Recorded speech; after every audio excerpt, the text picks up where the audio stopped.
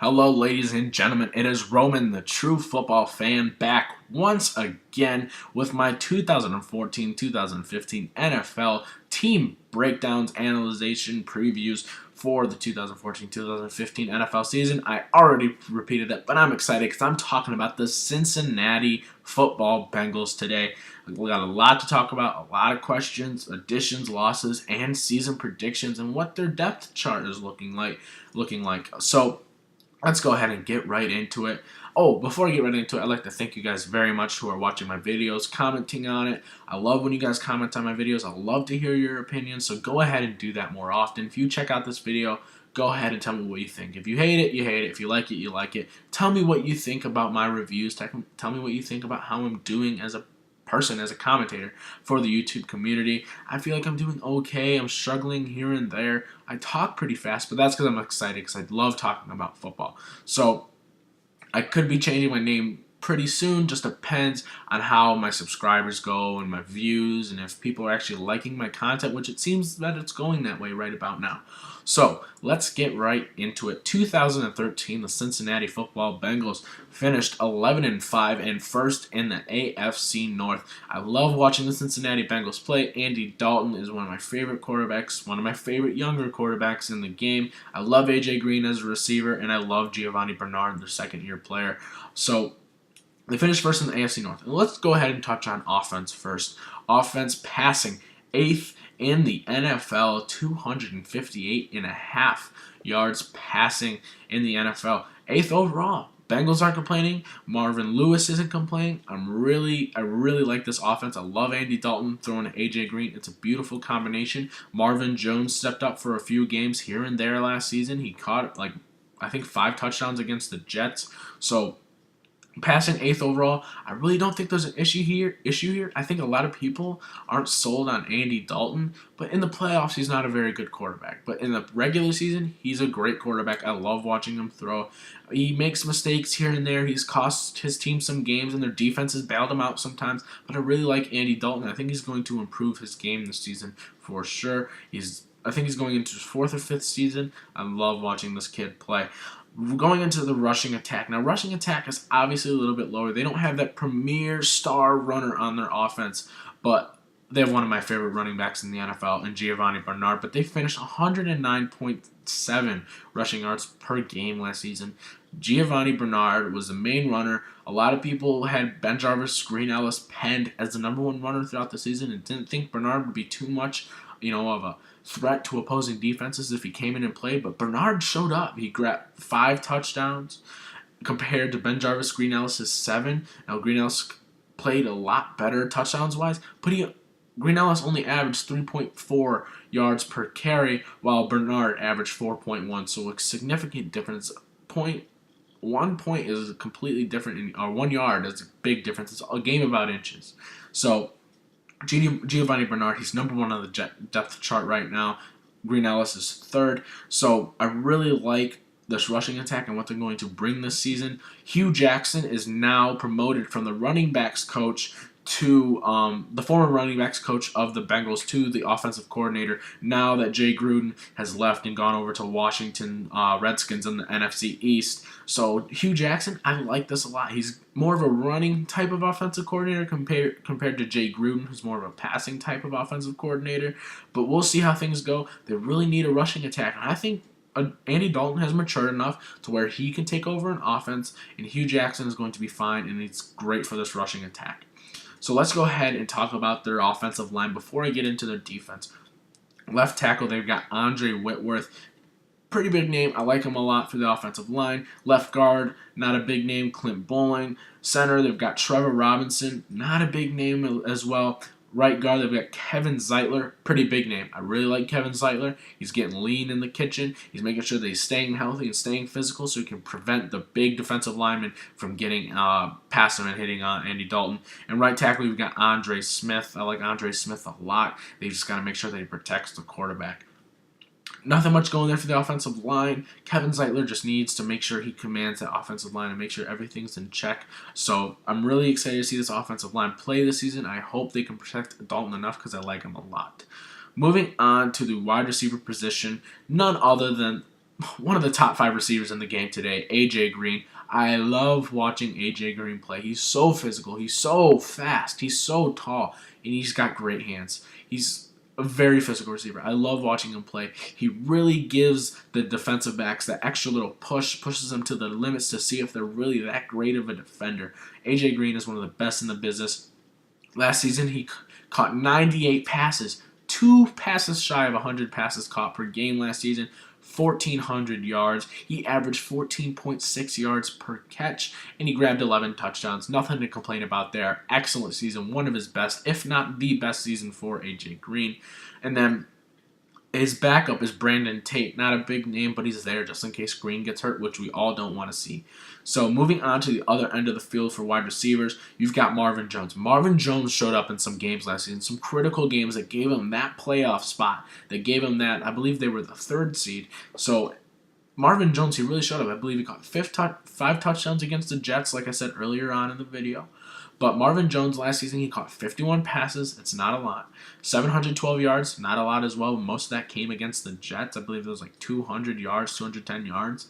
14 yards average per catch. Excellent. And 10 touchdowns. 1 touchdown shy of A.J. Green. What excellent season for Marvin Jones. A big step up from what he had seasons before. I really like him on the opposite end of the field, and he could be a key factor to this Bengals offense succeeding. Backup is Mohamed Sanu. A lot of people thought Sanu was the guy to be the next big thing, backing up A.J. Green, but it ended up being Jones, and Sanu was moved down the depth chart, and he's behind Marvin Jones. But Sanu and Tate can play. I think the loss of Andrew Hawkins to the Cleveland Browns is no big deal at all. So I think the wide receivers are perfectly fine, perfectly capable of holding their own. They're great physical receivers. Moving on to the tight end position, Jermaine Gresham, one of my favorite tight ends in the NFL, and Tyler Eifert out of Notre Dame, my favorite college in the NFL, although I'm ASU repping right now. Jermaine Gresham and Tyler Eifert, they're not top 10 tight end worthy, but they are very good tight ends for this offense. I really like them a lot. I think they can succeed this season. They're big guys. They can catch well, and they're very good in the red zone. If they run a 2 tight end set, you don't really know who Dalton's going to throw to. Plus, you've got the 2 tight end set, and you've got the 2 receivers on the outside, Green and Marvin Jones. So really in the red zone, this team is a big threat, especially at the running back position. Speaking of the running back position, number 1, Gio Bernard. One of the best runners that I've seen come into a draft in a very long time. He wasn't as good as Eddie Lacy, but I really like Gio Bernard a lot. And like I've said in past videos, we've seen second-year players break out more. Josh Gordon, not Keenan Allen. Keenan Allen is a rookie, but Josh Gordon was a huge breakout star second year, and we've seen it time and time again. I think Bernard, it is time right now to show up and to be the premier runner that Cincinnati has been searching for years now. And if he can do that, this team can succeed very, very well beyond as far as they can believe. And fans as well. Fans don't think our running game isn't very good. No, Gio Bernard is there. He's a great pass catcher out of the backfield, and he's a great runner. Now, he's not a huge downhill runner, but he can make defenders miss. If you remember that Thursday night game against Miami, star. Absolute star. He was making moves left and right, although they did lose the game on a freaking safety in overtime. Giovanni Bernard is an excellent runner. I'm really, really excited to see him play this season. Ben Jarvis Green Ellis, the law firm, the backup, nothing much going there. He's more of a big physical runner, and Bernard balances it out with a more quick receiving running back. Moving on to the QB position, no controversy here, but Andy Dalton is the quarterback for the Cincinnati Bengals. His hair matches the uniforms and everything, so it's inevitable. It's destiny. So Andy Dalton, I love watching him play. He's the number 1 quarterback here. A lot of people think it's a make or break season Super Bowl wise. I don't think so. They're competing with 2 great teams in the AFC. Possibly 3 now in Cincinnati, not Cincinnati, San Diego or Kansas City. So Denver and New England run shit there in the AFC. They run it. There's no way getting around them. They're easily the 2 best teams in the AFC. Indianapolis could change things, but I think he's the guy right now. They got a lot of hope in him, and it all comes down to head coach Marvin Lewis. Marvin Lewis got a 1-year extension on his contract, and I think this is where it comes down to. If they can make the playoffs and go past the first round, Marvin Lewis will stay. If they don't make the playoffs, he's out. If they don't make it past the first round in the playoffs, he's out. It's just another Lovie Smith thing. You've got a good team, but you can't win in the playoffs. And I don't think a lot of that's on the coach. It's a lot on the players as well, but they're not kicking out players, and I can understand why. Moving on to the defense. Opponent pass yards per game allowed, they were 5th with 209. Opponent pass yards per game. Their linebacking core and their secondary is so good. I love watching these guys play. They have one of my favorite linebackers. They have one of my all-time favorite cornerbacks still playing today. I really like the secondary and the linebacking core. Linebackers from preventing tight ends to get the short catches or slot receivers from getting short yardage catches and running downfield. Moving on to opponent pass yards per game, they finished 5th. Top 5 on defense. Incredible. Absolutely incredible. Opponent pass yards per game was 96.5 opponent pass yards per game allowed. Stellar freaking numbers. Those are stellar numbers for opponent rush yards. Excuse me. I'm so sorry that I botched that. It's opponent rush yards per game. It's late. I'm tired. It's 1:30 in the morning. So opponent rush yards per game allowed is 96.5. You're not going to hold the defense passing yards to under 100. That's impossible. Well, it's completely possible, but yeah, I don't think it'll ever happen. Going on back to rushing. Top 5 in rushing and passing. Beautiful. Absolutely beautiful. And a lot of that has to do with former defensive coordinator Mike Zimmer. If you didn't know already, defensive coordinator Mike Zimmer has left, and he's now in the NFC North with the Minnesota Vikings. If you want to go check out that video, go ahead and check that out. He's the head coach over there. With him being gone, this could affect this team. But what brightens it up a little bit is their base 4-3 defense, defensive coordinator Paul Guenther. People are like, who the hell is Paul Guenther? Paul Guenther is the former linebacking coach of this team. The linebackers on this team are damn good.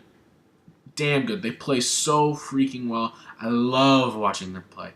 They're so physical. They're so fast. They're so strong. All of them. Every single linebacker that's played. I love watching these guys play. His former linebacking coach, he's really brought Vontaze Burfict and Ray Maualuga. Big stars now. They're big stars now. I love watching these two play. Their third linebacker, Jason DeMonche, not a huge name, but he can make them a star as well. But Paul Guenther becoming the defensive coordinator now, used to this type of defense, used to that base 4-3 defense, working under Mike Zimmer for those years that he was there. I really like this. I really like this a lot, and I don't think it's going to change a lot for this Bengals defense. I think they top 5 in rushing and passing allowed. I don't know about all that, but top 10, I think absolutely. I think Paul Guenther is going to do absolutely fine. I think there's nothing to worry about here. He knows the system. He works well with Marvin Lewis clearly. And I think he's going to use a lot of Mike Zimmer's type of defense on this team. They lost linebacker James Harrison to free agency. He's still a free agent. He's up there in age. It's understandable. But he was replaced by Jason DeMonche, someone who's going to have to step up. They're going to need that third linebacker to play as well as James Harrison did when he was with Cincinnati. Well, let's go ahead and talk about their defensive line. Wow, 3 big names here. You've got Carlos Dunlap. Nothing much to say there. Dude's a top 10, at least top 10 defensive lineman in the NFL. Domata Pico, another big star on this defensive line. One of the best in the business. And then you've got your right defensive tackle, Geno Atkins. Probably my favorite defensive lineman in the game. I love Geno Atkins. Huge star. Absolutely one of the best in the NFL today. Then you move on to right defensive end. You're like, who the heck is this guy? Wallace Gilberry. Weird last name, but he's going to have to show up for this team. This defense is this team is very defensive based, and they rely a lot on their defense. So if they can focus more on, if he can focus more on his physical play like the other members on his defense, I think he'll be fine. Can he play? Absolutely, I don't really know. Everyone has a potential, but will he show up? It just depends. He's got to really push through it, and Paul Guenther is going to have to turn him into a star. Going ahead to weak side linebacker, you've got my favorite linebacker in the game, Vontaze Burfict from ASU. I love Vontaze Burfict a lot. He's a great player. He's so underappreciated. He's I think one of the top 5 linebackers in the game playing right now. He's very healthy. He doesn't have off-the-field issues. He's a great linebacker. I love watching him play. Then you go into your middle linebacker. You've got Ray Maualuga, one of the best around right now. I love Ray. He's a great player. I'm really excited to see him play again this season. Strong side linebacker, Jason DeMonche. We already touched on the linebackers. Keep it short and sweet. He's replacing James Harrison. He's got to show up. Moving on to the secondary, you've got your first cornerback, Leon Hall. He's been there for a while. He understands this team. He's not the best, but he's good enough for this defense. Moving on to strong safety, you've got number one on the depth chart, George Iloka. No one knows this guy. A lot of people possibly could if you're a big fan of whatever college he attended. But second on the depth chart, which really has me interested, is Daniel Manning. Now, Daniel Manning, as you've known, you have to know Daniel Manning. He's made some big plays before on special teams, on defense, at the safety position. He worked with the Bears a few seasons back. He worked with the Texans for a lot of his career. I really like Daniel Manning. And if Iloka isn't doing it, then Manning's going to have to come in and stop him. I really like Daniel Manning a lot. He's a speedster. He's very, very fast. That could bite him in the ass sometimes if he bites and let the receiver get downfield. But I think he'll be fine.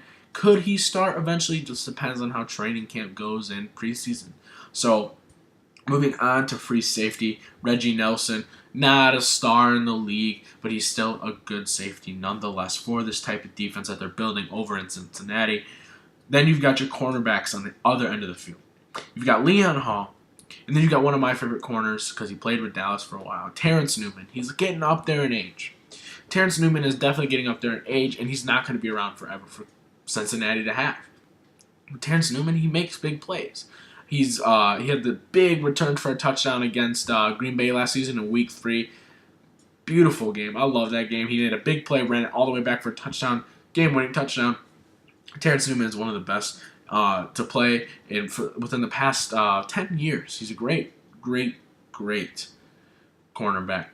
Now, backing up Terrence Newman is Drake Kirkpatrick, one of the better cornerbacks in the NFL. I like him a lot. Is he top 5? Is he top 10? You could if you want to put him in there. But Drake Kirkpatrick is a great corner. I love watching him play. He's physical. He's a hard hitter, and I really enjoy watching him play. Moving on to additions and losses. Additions, head coach Marvin Lewis, 1-year extension to his deal. I like this a lot. Marvin Lewis is clearly the guy that they want. But if they don't do it in the playoffs and they don't get past the first round, he's getting the boot. If they get to the second round of the playoffs, I think there's a very good chance that he stays. But if they don't make the playoffs at all, then I think he's gone. Could he stay? Possibly. But do they want to spend more money on a coach that can't get past the first round of the playoffs? It all depends on that. QB Jason Campbell, backup Andy Dalton. Unless Andy Dalton gets injured, Jason Campbell will not be playing. Safety Daniel Manning, I like him a lot. And then in the draft, 164th overall, was third on the depth chart is A.J. McCarron, one of the best Alabama quarterbacks to ever play at Alabama. 3 championships, great quarterback. I love watching A.J. McCarron. Now, I'm not a big fan of Alabama like a lot of other people, but could he be the guy built for the future if Dalton doesn't do it? Because we know Campbell isn't going to do it. Campbell's getting up there in age. He's going to retire in a few years anyways. Could McCarron be the guy? We don't know. He could very well be starting next season. No, I'm just kidding. But I really like this pickup. They got him 164th overall in the draft. I thought he would have went a little bit higher, but it's a good pickup. I really like this pickup a lot. They didn't really have any other issues to address that late in the draft. Moving on to their number 1 pick in the draft, their first pick overall in the draft, was corner Darqueze Dennard, drafted out of Michigan State University, 24th overall in the draft, their first pick. But he's third on the depth chart, right behind Adam Jones, who's backing up Leon Hall. This could change in training camp. Training camp starts in a few days for the Cincinnati Bengals, and then preseason. But Darqueze Dennard, he's the number 1 player that they picked at that pick. So Darqueze Dennard, I had him going higher in the draft. I thought he was very great at Michigan State, Big Ten. I love watching the Big Ten, but he obviously isn't doing it for them. So could he start? I really think so. He's a rookie that I think they really need to test his limits. I think he needs to start. But we'll see. He could eventually be possibly better than every corner on this team. Going on to offensive coordinator Hugh Jackson, already touched on that. Former running backs coach is now the offensive coordinator for the Cincinnati Bengals. He's replacing Jay Gruden, who's over in Washington. And then a lot of people are high on this guy. Running back Jeremy Hill, picked out of the draft, out of LSU, 55th overall in the draft, but he's third on the depth chart behind Gio Bernard and Ben Jarvis Green Ellis. Could he be the running back for the future? We don't know, but I think right now Bernard holds a candlestick, and I think he's leading the way for sure for this running back core. Losses, already touched on all three of them. Defensive coordinator Mike Zimmer, head coach in Minnesota. Offensive coordinator Jay Gruden, now the head coach in Washington. I really like those guys going there, so go ahead and check out my Washington Redskins video next, and then go ahead and go back and check my defensive coordinator video, or my video for Minnesota Vikings in the NFC North. Linebacker James Harrison, 36 years old. He's still a free agent. That's another big loss for this team as well, but they clearly don't want him. They want to spend money in other places on players that are more reliable than James Harrison. Let's go ahead and get into the schedule for the Cincinnati Bengals. This is the last team in the AFC North that I'm doing. So after I run down their schedule and what I think they're going to go, I'm going to go ahead and give you their positions in the North, in the AFC North, which I predict. So let's get right into it. Week 1 at Baltimore. I think they'd get a loss here. Week 2 at home in Cincinnati against the Falcons. I think this is a win here. Week 3 versus the Titans. Win here. I think the Titans are really struggling this season. I think Cincinnati takes it. Early bye week. This could bite them in the ass later in the season, but I really like them this season. Week 4, they got a bye week. Off the bye week, they're not very good off the bye week anyways. But even worse, they go to Gillette Stadium and play the Patriots on Sunday Night Football. They're not used to primetime games just yet, and they're definitely not going to win in New England, whether they're home or away. They beat New England last season in Cincinnati. Very good game. They could very well win this game, but I think the Patriots are much too good at home. I think they take a loss here. They'll be 2-2 right after the bye week in Week 4. Week 6, they go ahead and go on a win streak right here. Week 6, they play the Panthers. I think they squeak out a win there. Week 7, they're at Indy. I think they edge out Indy. I think this could be an excellent game. It could very well go to overtime. Could very well be the game of the week. I really like that game. I'm keeping my eye on it for Week 7. But I think they edge out Indy in Indianapolis. So I really like that game a lot. Week 8, they're at home in Cincinnati against the Ravens. Again, I think they grab a win here and split with the Ravens. Week 9, they're against the Jaguars. I think the Jaguars are just struggling, and I think Cincinnati is a much too dominant team. Week 10, they play the Browns on a Thursday night football game. Cleveland and Cincinnati are always a great game. The Battle of Ohio. I love watching these two teams duke it out, but I think Cincinnati's going to grab the win in Week 10 against the Browns on Thursday night football. Through 10 weeks, they are 1, 2, 3, 4, 5, 6, 7-2 through 10 weeks. Week 11 at New Orleans. New Orleans is unbeatable at home. They're very beatable, but they're much too good at home, and I think Cincinnati is going to struggle and get a big loss there against New Orleans. I really like them this year. Week 12, they're at Houston. I think they grab a win at Houston. Week 13, they're at the Tampa Bay Buccaneers. I think they choke here and lose this game late in the season. Week 14, they're against the Steelers. I think they dominate the Steelers this season. They'll get a win there in Week 14. Week 15, they get a loss at Cleveland. Cleveland and Cincinnati, they always trade spots. One gets a win, one gets a loss. They always change it up. But I think they get a loss in Cleveland. Cleveland is very good in the dog pound. I love them a lot there. Week 16, Monday Night Football, last Monday Night Football game of the season, and it's a good one, possibly. Week 16, they play the Denver Broncos in Cincinnati. I'm very excited for this game, but I think Denver is a very good team, and I think they take a loss here.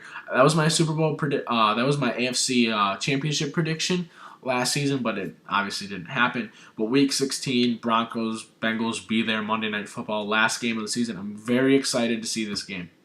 Week 17, they're at the Pittsburgh Steelers to end the season, and I think they get a win here. And that brings their season total win-loss record to 10-6, which is a downgrade from last season in an 11-5 2013 campaign. But in the 2014 campaign, I think they go 10-6, and they make the playoffs. They go 4-2 in their division, best in the division, and they finish first in the AFC North. So let's go ahead and recap the AFC North here for a second. Cincinnati Bengals finished first with a season record of 10-6, division 4-2, and first in the AFC North, and they grabbed that playoff spot. Moving on to the Baltimore Ravens, they go ahead and finish second in the AFC North with a season record of 9-7 and a division record of 3-3. Could very well get a wild card spot, but we'll have to wait and see. Moving on to the Cleveland Browns. Cleveland Browns finished 7-9 with a division record of 3-3, third in the AFC North. And moving on to the Pittsburgh Steelers. I think Pittsburgh finishes last in the division this year, but that's only because they didn't get as many division wins as the Browns. The Pittsburgh Steelers finished 7-9 in their 2014-2015 campaign. Division record of 2-4 and fourth in the AFC North. I think due to this division record, they're going to finish fourth in the AFC North. I don't think Pittsburgh has a very rough schedule after the Week 12 bye week. It could help them get their injured players back if they have injured players, but I think that's how it's going to look out. You've got your Cincinnati Bengals sitting at first again. Second place, you've got the Baltimore Ravens, potential wild card spot holder. Third place, you've got the Cleveland Browns, and then fourth place, you've got the Pittsburgh Steelers. If you liked this video, go ahead and hit that gray like button and turn it a shiny green. My voice is going out here. If you completely hated the video, go ahead and dislike the video. It's your opinion, not mine. I can't tell you what you can and can't do. If you have yet to see my past videos, my 2014-2015 NFL season previews, breakdowns, analyzation of each and every team in the NFL, I'm done with the North teams in each conference. I'm moving on to the NFC East, starting with the Washington Redskins. If you're a Redskins fan, go ahead and check that out. Go ahead and put down in the comments below what you think the AFC North is going to look like at the end of the season, and each record for each team. If you completely hate the Bengals, go ahead and put 0-16. If you love the Bengals, go ahead and put 16-0. That's your opinion, not mine. I like a more, fair answer. I would really like to see your opinions on it. Break it down a little bit. Go ahead and comment what you think they'll finish this season. But go ahead and comment what you want to see more of. Do you want me to change things up a little bit? I think I might be changing my name. What team do you want me to do after the Redskins? I'll be putting out the Redskins video in a few days shortly. I'm really excited to do the NFC East. My Dallas Cowboys are in that division, so I'm really excited to do that. And go ahead and share this video. I absolutely love the feedback I'm getting right now. I'm getting more people commenting, more people viewing, a few more subscribers here and there, a lot more views. I have 3,500 right now, so I'm getting on up there. I'm really liking what I'm seeing, so go ahead and share this video to get the entertainment that I produce to you guys, not for me. This is all for you. You guys want to listen to football? Go ahead and hit that subscribe button and go ahead and check out my AFC North and NFC North playlist. Now that my AFC North playlist is now finishing, go ahead and listen to all four teams, me talk about football, about 20 to 25 minutes each. So go ahead and check those out. I like to keep things compact and organized just for you guys. It might be a little OCD thing I have, but I don't really know. This is Roman, the true football fan. I'm done with the AFC North. On to the NFC East. Have a great day.